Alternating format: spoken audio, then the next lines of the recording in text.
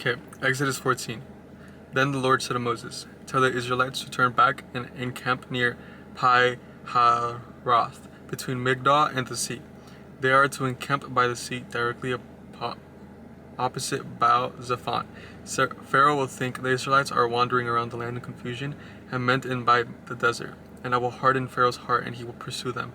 But I will gain glory for myself through Pharaoh and all his army, and the Egyptians will know that I am the Lord." So the Israelites did this. When the king of Egypt was told that the people had fled, Pharaoh and his officials changed their minds about them and said, "What have we done? We have let the Israelites go, and we have lost their services." So he had his chariot made ready and took his army with him. He took 600 of the best chariots along with all the other chariots of Egypt, with officers over all of them. The Lord hardened the heart of Pharaoh, king of Egypt, so that he pursued the Israelites who were marching out boldly.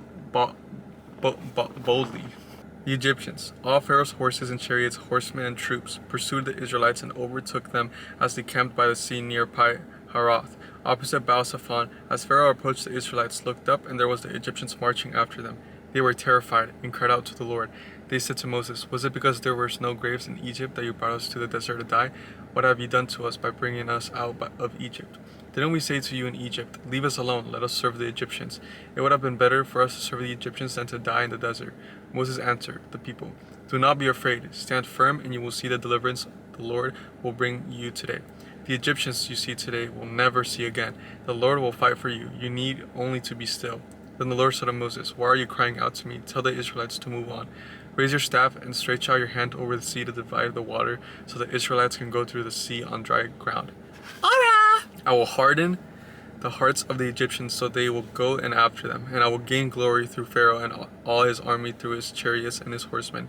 The Egyptians will know that I am the Lord, and when I gain glory through Pharaoh, his chariots and his horsemen." Then the angel of God, who had been traveling in front of Israel's army, withdrew and went behind them. The pillar of the cloud also moved from in front and stood behind them. Coming between the armies of Egypt and Israel throughout the night, the cloud brought darkness to one side and lit the other side, so neither went near the other all night long. Then Moses stretched out his hand over the sea, and all that night the Lord drove the sea back with a strong east wind and turned it into dry land. The waters were divided, and the Israelites went through the sea on the dry ground, with a wall of water on their right and on their left. The Egyptians pursued them, and all the Pharaoh horses and chariots and horsemen followed them into the sea. During the last watch of the night, the Lord looked down from the pillar of fire and cloud at the Egyptian army and threw it into confusion. He jammed the wheels of their chariots so that they had difficulty driving, and the Egyptians said, "Let's get away from the Israelites. The Lord is fighting for them against Egypt." Then the Lord said to Moses, "Stretch out your hand over the sea so that the waters may flow back over the Egyptians and their chariots and horsemen."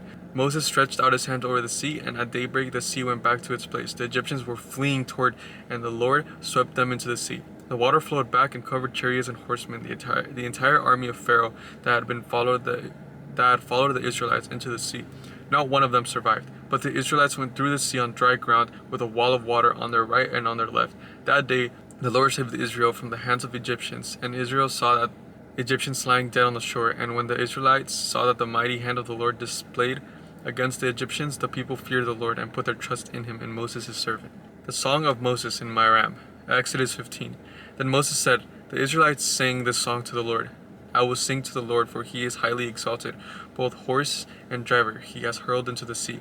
The Lord is my strength and my defense. He has become my salvation. He is my God, and I will praise him. My father's God, and I will exalt him. The Lord is a warrior. The Lord is his name. Pharaoh's chariot and his army he had hurled into the sea. The best of Pharaoh's officers are drowned in the Red Sea. The deep waters have covered them. They sank to the depths like a stone. Your right hand, Lord, was majestic in power. Your right hand, Lord, shattered the enemy. In the greatest of your majesty, you threw them down. You threw down those who opposed you. You unleashed your burning anger. It consumed them like stubble. By the blast of your nostrils, the water piled up. The surging waters stood up like a wall. The deep waters congealed in the heart of the sea. The enemy boasted, "I will pursue. I will overtake them. I will divide the spoils. I will gorge myself on them. I will draw my sword, and my hand will destroy them." But you blew with your breath, and the sea covered them. They sank like lead in the mighty waters. Who among the gods is like you, Lord? Who is like you, majesty and holiness, awesome in glory, working wonders? You stretch out your right hand, and the earth swallows your enemies. If in your unfailing love you will lead the people you have redeemed, in your strength you will guide them into your holy dwelling. The nations will hear the tremble, anguish will grip the people of Phistilia. The chiefs of Edom will be terrified. The leaders of Moab will be seized with trembling. The people of Canaan will melt away. Terror and dread will fall on them. By the power of your arm, there will be as still as stone. Until your people pass by, Lord, until the people you bought pass by.